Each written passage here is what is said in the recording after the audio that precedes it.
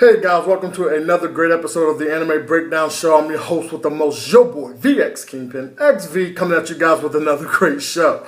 Today is going to be a Devil Survivor 2 breakdown, episode 13, the series finale, and I enjoyed the whole series. Don't get me weak. Get me wrong. But this episode was weak. They built this whole thing up as once they get to the 7-day trials and they defeat, enemy after enemy.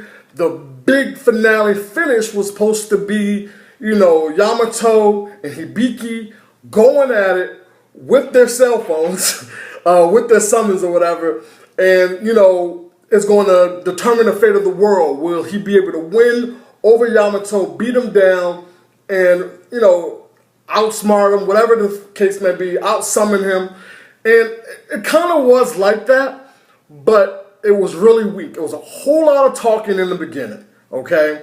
And then they finally decided to go ahead and call out the Byakko and Cerberus, so the lion versus the tiger, which, honestly I like Yamato's Dark Lion a lot better, but that's neither here nor there.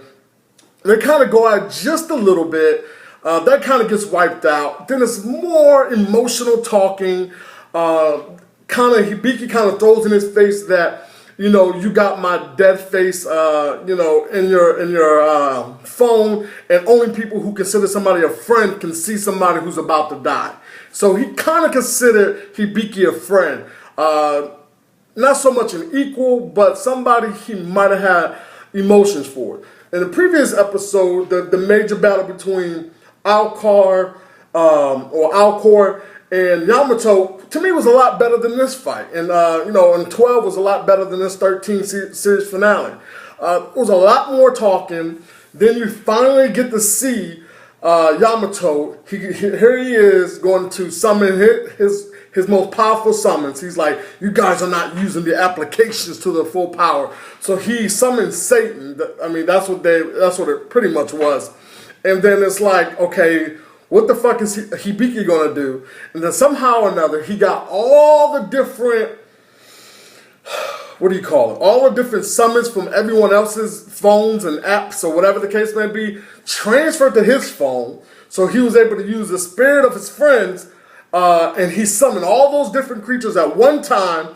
So it was like, if you ever watched ever played Final Fantasy VII, the best summon was I think it was a 13 guards or the 13 horsemen or whatever. I can't remember. It's been a long time. But you know what I'm talking about if you ever played that game, where he summons everybody. And once he summons everybody, at that point in time, they all come out. Everybody's like all extra powerful. And then he creates this almighty summon which looks like an angel. So it's kind of like God versus Satan kind of thing, good versus evil. They clash, that's it. And then it's just like a spark of light, and then they're holding each other, hugging each other. And then he finally gets to meet Polaris, and he wishes that everything can go back to normal from the day they met. So it goes back to the day they met with Daichi and Nita at the subway all over again.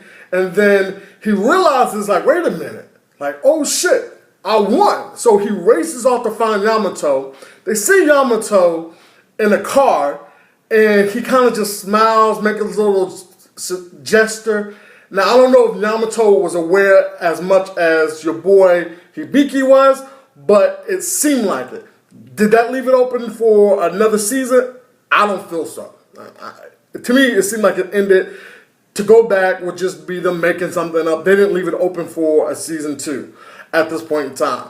It was just a weak episode. I was really disappointed after enjoying 13 episodes, enjoying the different battles. I was looking for something that was going to be truly epic. They should have had at least non-stop 10 to 15 minutes of fighting, then go into all that emotional shit. But, you know, it's neither here nor there. Week ending. I'm your boy, VX Kingpin XV. Leave your comments down below. Rate, comment, subscribe, and peace.